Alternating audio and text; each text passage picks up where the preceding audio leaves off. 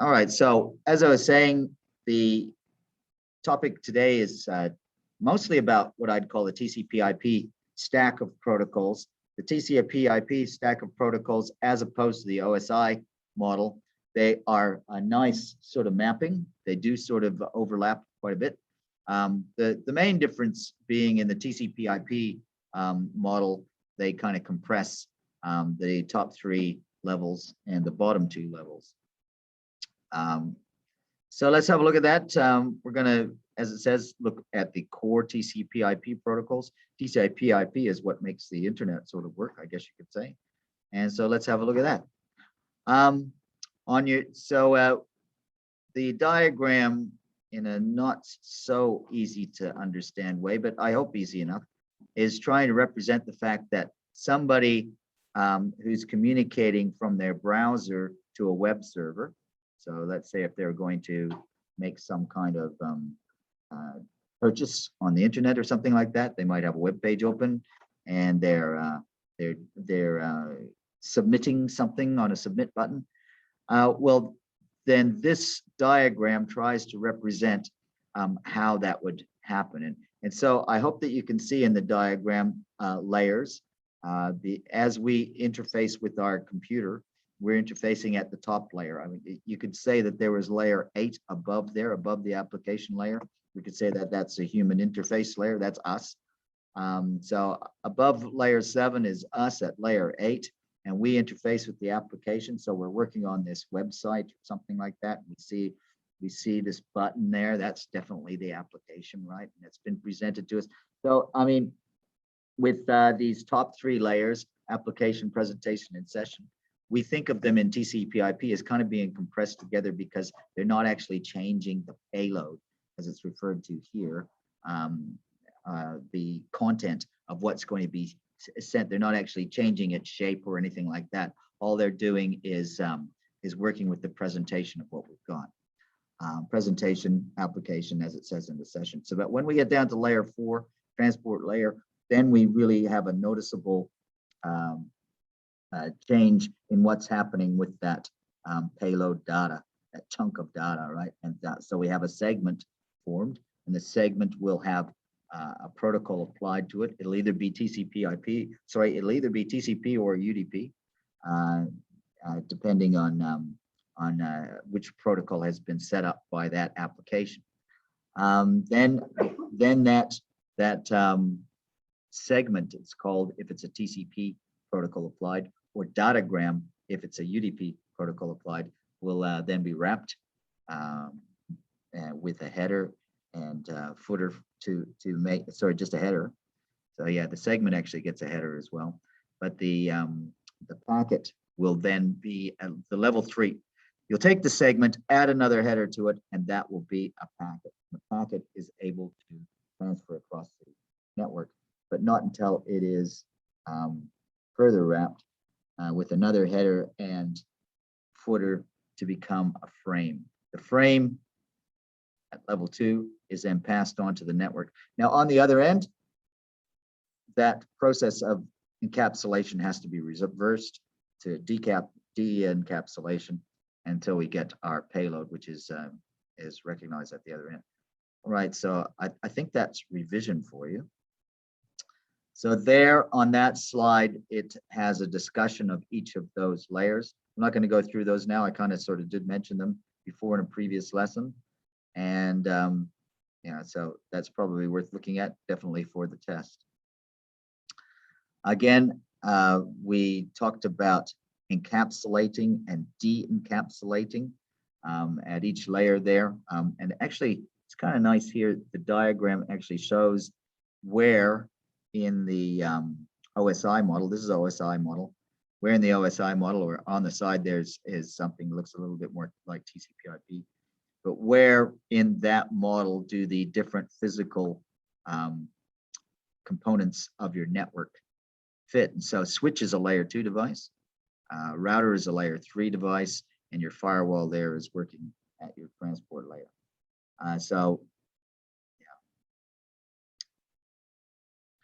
So at the transport layer, just going back here, the transport layer, this is layer 4. we have two protocols that are important there.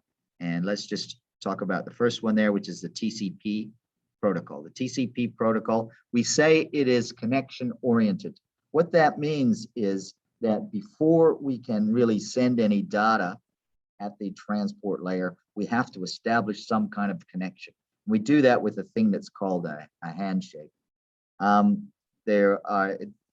TCP protocol allows for sequencing. That is, it allows for your packets to be sort of reassembled by what sequence is determined.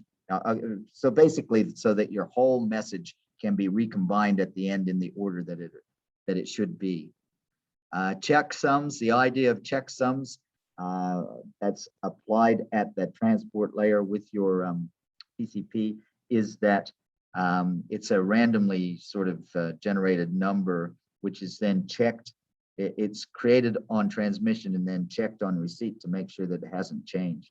So the random number is based on all of the data. So it's like a calculation, it's a crunch of all the data.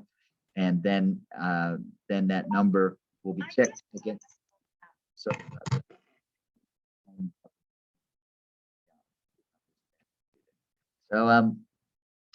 that's what we mean by the checksum. The flow control, the speed of the transmission can be gauged and sort of adapted for with the TCP protocol. All right, so what this diagram is trying to show you is if you were to look at a TCP segment, it would have different components of it. And these would be those components. And so we have at the top there, we have the bit numbers 0 to 16 to 30, 16 to 31. That's saying that at the front of the TCP segment, we're going to have in the first 15 bits is going to be something that's going to tell us about the source port. Where did this come from? What port? And then in the next 15 bits is going to be the destination port. Then 32 bits for sequence, then acknowledgement. Now the sequence and acknowledgement, that's going to be important in the handshaking that we talk about later. There's a bunch of stuff there about the header length, etc., and the sliding window size. Now, what the sliding window size is about, that's adapting to the sort of the speed of the transmission. And so you've got sort of like a buffer that you're able to sort of have with your segments. So that's working with that. So you can set that. That can be set by the system. All right. So it's nothing that we're going to do, but that can be set to adapt to the actual speed of the transmission there. So the checksum, that's the number that I talked about a minute ago, which is sort of calculated based on all the data. And then we have some other sort of things, or urgent pointer options, padding, and then lastly the data. And so that's going to be your TCP segment. Now the TCP segment is going to be wrapped to form a packet. Now the next slide here that we're looking at is talking about that handshaking sequence that manages the connection. All right, so TCP is a connection-oriented protocol. You must have a connection for the TCP. Now that's in contrast, or not the same in the UDP, which we'll talk about a bit later. So you've got this kind of handshake, we call it. So one device sends a SYN, a request for connection. The other device that we're trying to connect to is going to respond with an acknowledgement of the SYN. And then lastly, the first device will acknowledge that. And then only after that can we start sort of transferring data. And so the connection oriented, this is all about the integrity of the data, so that the data, we know that the data is getting there without sort of dropping packets and things like that. We actually know because we set up a connection-oriented session. And so this is showing the same thing in a diagrammatic way. So we have two computers, computer A and computer B, which are communicating with each other. So first, computer A is going to send a request to start that communication, to start the connection, and then computer B is going to send an acknowledgement. So you see here the flag for the request. We see here the flag for the acknowledgement. You see the sequence number with that request is actually used in the acknowledgement, and then a new sequence number is used, which is going to be used in the acknowledgement coming back this way. And so only once we've got both of those acknowledgements, then we can go ahead with the transmission. UDP is kind of the opposite of TCP for this type of thing because it's not connection oriented. So we say it's connectionless oriented and it's unreliable. So why would we use it? If you have a situation where you're really more interested in just speed of the connection and you don't mind if you drop a few packets here and there, then UDP is the way to go. So if you're going to do video streaming or something like that, then that would be fine. You know you're going to drop a few packets here and there, but imagine if you did the handshake thing every time, that would be a problem because it would slow things down, right? It would lag a lot. So I mean, everything would get through, but it would lag. So UDP is good for those sort of high volume streaming type things. And yeah, so its header has less things in it because it's doing less work. Again, going back to TCP, if you had something that the data was really, really crucial, like banking or purchasing things on the internet, you definitely wouldn't use UDP. So you see your UDP, the datagram. Remember the TCP was called a segment, and UDP is called a datagram, and it's much simpler. So we do have a checksum on it, but it's a much simpler thing because it doesn't need all those headers for the handshake. IP, so TCP IP, we call that there's a TCP IP protocol stack, and the actual model of the TCP IP precedes the OSI model. The OSI came later, so this has been with us basically as long as we've had sort of networks, the internet. So IP, you'd be familiar that we have two IP protocols. And as it says there, it's unreliable. So we use the TCP to sort of give us some reliability on that. And we're not getting our reliability from the IP protocol. The IP protocol, this is an IP header, as it says, got a few things in there. You see some stuff like the time to live, because that packet can be sent out onto the network and maybe, as it says, is not reliable. The very important for us is the source and destination IP address. All right, so obviously we have to indicate where this IP should be going. Where the packet should be going, and we indicate where it came from, and then we got some other things there before the actual data. So there's two different IP protocols, as you're aware by now, I'm sure. We've got the IP version 6 and the IP version 4 protocols. And the IP version 6 is a much bigger sort of packet format than the IP version 4. And that was so that we could have a lot more addresses. And so, which one are we looking here? This is the IP version 6 packet.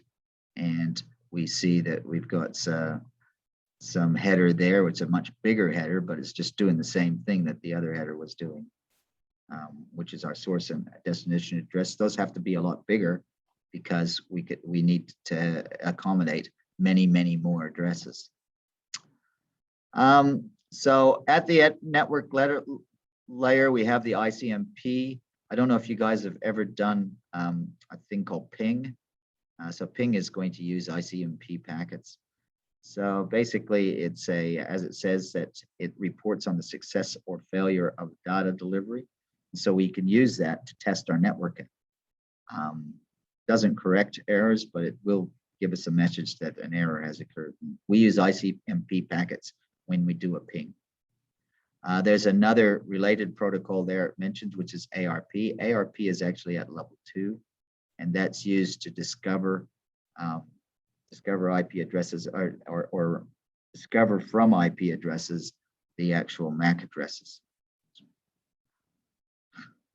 And so there's a little bit about the ICMP packet, and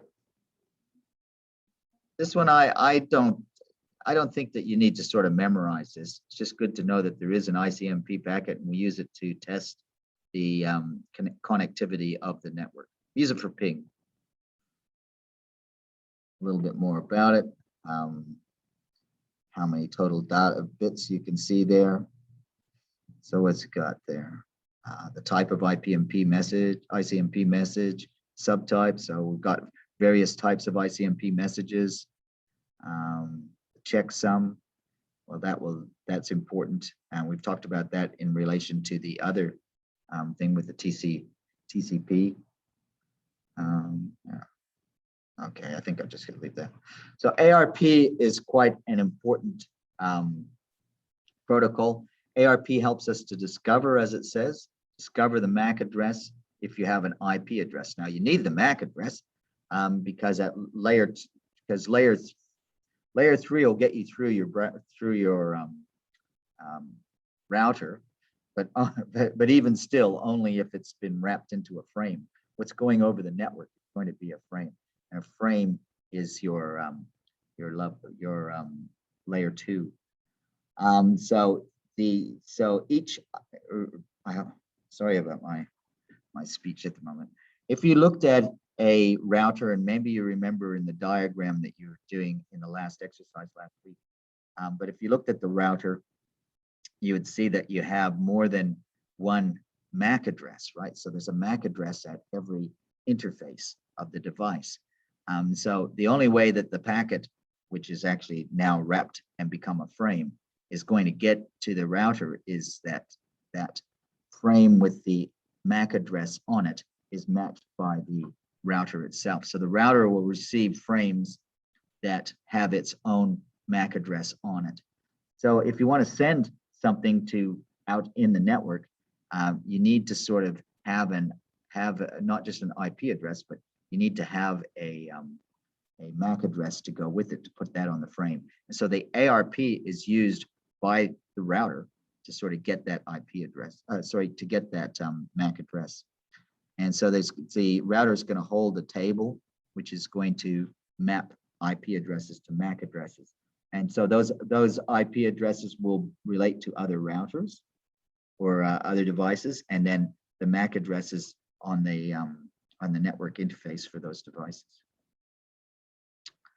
Okay, so what are we trying to do? So how does the ARP work? So this is looking at the ARP table. The ARP table is going to have a bunch of addresses that would be like the index, and then the MAC address that goes with it. Okay, so with the ARP table, as a network administrator, you can actually go and edit that table and update and have static.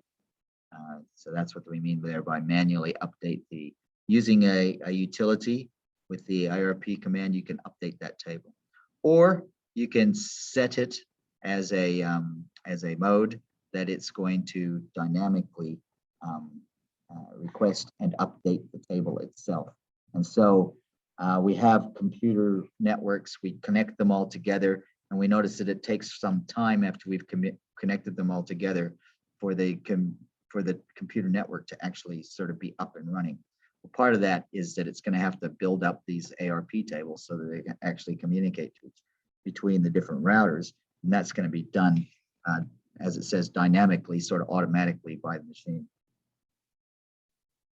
Okay, so the ARP -A command is going to list the devices on the network, and we see there that it looks kind of like the information that would be in your ARP table. So it's going to have your internet MAC, your IP address, and your MAC address, and also what type, how that MAC address, how that is put into the table. Was it done statically or dynamically? We use this term Ethernet. in a couple of different ways. I guess we refer to it as the way that we the way that we communicate over links. We also refer to it to mean the actual physical connection, being the Ethernet cable. So the Ethernet cable having 8 wires that are wrapped around each other in 4 sets of 2, and then those are connected with an RJ45 connector to a wall, etc. Now we refer to that, I guess you could say, as our Ethernet standard. As it says here, it's a data link standard and also physical. Ethernet 2 is the current standard, and so at Ethernet, you're actually at the data link layer. You're actually adding a header and a trailer to the payload.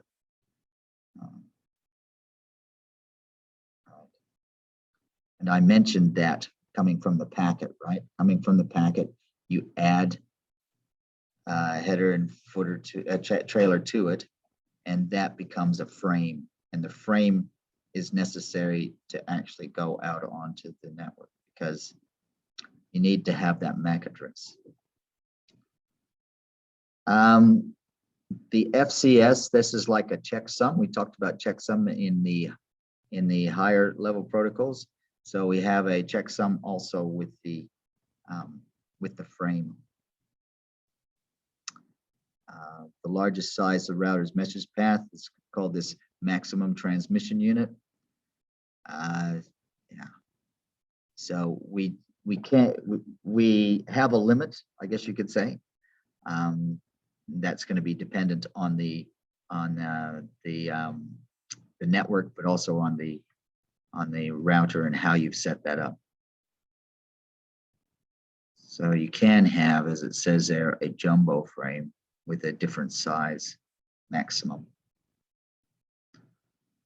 All right, so the next couple of slides, and we're doing for time, I don't know, the next couple of slides seems to be talking about routers. Routers is what makes the networking between networks or the internet possible. If you just had a single network, the whole world was just one little network, or if your world of computing was just one little network, say at home, you could manage that with a switch. But if you want to connect to any other network, and we all do, through the internet, etc., then you'd have to have a router. The router will be on the edge of your network. You can have routers inside the network, and I think we've got some diagrams of that.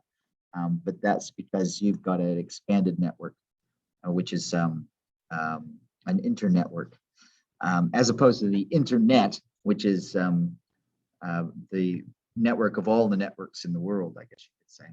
So routers work at level 3, and they make it possible to communicate between networks. And that's why it's talking there about WANs, similar networks. Router are able to sort of manage that. These pictures are supposed to represent 3 different types of routers that would be used in different circumstances, I guess. And you can see that they're sort of based on the robustness or the volume, etc. So if you had an ISP, internet service provider, they're going to have big router sort of thing because they've got a lot of connections there. A business has got a router with lots of ports. At your home on the wall, you got a router that connects you to the internet, and it's a much smaller device. So what do? They do filter broadcast messages. What that means is, like, inside a network which only has switch devices, hub devices, transmissions tend to be broadcast to every device there. With the using a router, we're able to be a lot more focused in that in the transmission, so that the router, if it receives a message that is broadcast to all devices, it will only pass it on to the device that it's meant to go to. So it filters it that way. And so that is going to reduce a lot the amount of traffic that's going through the network. And that's got to work well for us. And there's other sort of things there about fault tolerance and diagnosing internal connectivity problems. Routers are really, they make the network, they give it sort of self-healing property, I guess you would say. But what I mean by that is if a transmission sort of comes to a point in the network where a node is failed, and that could be one router. So a packet was meant to go to this router, and that router is not able to be used because it's failed for one reason. Routers allow for that transmission to be rerouted through a different path. And so we've got the dynamic routing, I guess you would say, and that kind of makes the internet work. The fact that we don't have to know how we're going to send the message from one place to another on the other side of the world, and it won't go the same way every time. I mean, the routers sort of work that out by this router has a connection to a bunch of other routers, and it's able to see if that connection is good or not, and it'll send all of the transmissions that are supposed to go in a certain locality to its favored router here. But if that router is not available, it's got another one as a backup. And so we got a diagram here of routers, and I mentioned that you have routers on the edge of your networks, routers outside your network, routers that are core networks. Now that's because this is a network, it's an internetwork, right? It's an internetwork. What I mean by that is it has more than one network in it. So inside this cloud, we've got like at least 3, maybe 4 networks there, but we've got an edge network, which is going to communicate with outside. And so that's why it's connecting to the ISP. The ISP is going to give you your internet connection. And so the ISP is then going to connect to other networks. Oops. So a minute ago, I told you that switches are at layer 2 and routers are at layer 3. So here we're saying that switches can actually have more capability than that. You can have switches that are able to work with layer 3 and layer 4 at some point. All right. So basically, we just have these really smart switches, I guess you would say. And the benefit of a switch does have a benefit over a router, because inside a network, the switch is going to be a lot faster.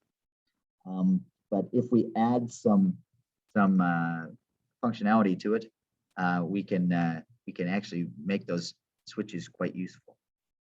So it can do things like filtering within the network. So switches are only working inside a network. I mean, you still need a router to work between networks, but it can do some things that a router would otherwise need to do, and it can do them faster because we're not working with packets. All right, so the router is going to manage a routing table, and that's going to be information that it has about its connections with other routers, and where does it send what kind of data to which router. And so it'll contain IP addresses, as it says, network masks that identify hosts and also other routers. So to help it to send any particular data that packets that it receives to the appropriate router. The routing table helps it to do that. Okay. And so what we've got is we've got 4 different networks here and the internet, and these routers would have a routing table. So for example, router A would, in its routing table, it would know that if it wanted to send a message to the internet, that it would have to go through router B. On the other hand, this router, if it had an address that was sent to LAN D, how it would send that is it would send it to router C. So yeah, that's basically how that works. It's depending on the destination of the packet, it will send it to the particular router that's in the router table for those kind of destinations. Okay, so as the name suggests there, you as a network administrator, you can set up in your router and say that this particular port on the router is going to always be used for this type of to make this connection. If you had a small business with its ISP, you're only going to use one port for your internet connection, and maybe only one port for one part of the network. Dynamic routing, that's going to happen where we're going to, as I said, out there in the internet world, where the path can change, and that's what I meant by the self-healing. So it's going to calculate a best path based on the information that's got in its routing table. The routing table has to be kept up to date, right? All of this is happening sort of by the programs that are running on the router. We don't have to sort of get involved with that. So the router is updating its routing table all the time. So if one router is not sending any more messages to it, then it'll, after a while, it'll time that router out. It'll drop off the routing table, and so that it'll send messages to another way. And so that's what we mean by, that's actually how it detects problems and failed and congested routes, because it's not getting any more messages back from this router in its routing table. So it's drops its they call it its entry in the routing table is going to be dropped off that list. So we have these commands like a route command, and there's different versions of it. So we have route like that, just route, or route. I guess Americans call it route. Route print and show IP route or route. If you're Australian, you'd say route. If you're Americans, I have heard them say route. They actually call it a router instead of a router. Oh, that wouldn't be a very nice thing to say in Australia. Anyway, so yeah, so I'll call it a router and route print. So these, based on what operating system, what network operating system you use, you're going to have a different command slightly, but basically it shows the same thing, which is going to allow you to see what is the data that's held in the routing table. And so, as it says here, there's a bunch of stuff that is can be configured and you can actually get information from by sort of checking on your router. So we got the hop count is going to be returned to you if you're sending a message to another network that maybe is far away. The hop count is going to sort of be a measure of how many routers it had to go through to get there. Now, theoretical bandwidth versus actual throughput. Actual throughput we can sort of measure by, the number of packets per second or whatever. Delay and latency. These things you'll talk about a lot in your later courses in networking. But your delay and latency, what we're talking about is from the time that we sort of send our packets out until they're delivered. We measure all of that. And yeah, there's a bunch of other things there. So there's more than one kind of routing protocol, and we choose the routing protocol that best suits our circumstances. And so, yeah. I mentioned to you already the convergence time. That's going to be the time that it takes for the router to build up all of its routing tables, etc. And yeah, so I don't know what else to say about that. I think that's kind of enough. So this is a list of, I just mentioned to you, the routing protocols, common routing protocols, and they are divided into what type of algorithms used. So we have a distance vector type, and we have a link state type. And you know what, I think that's probably, I've been talking a lot, I think that's probably a good place to sort of stop it, and because that's a new kind of topic almost, if we start talking about the different types of protocols for the router. So let's stop now, and next lesson, we're going to go ahead and finish discussing about these routing protocols. Let's stop there now. I'm going to stop the share, and I'm also, I think I'll stop the recording.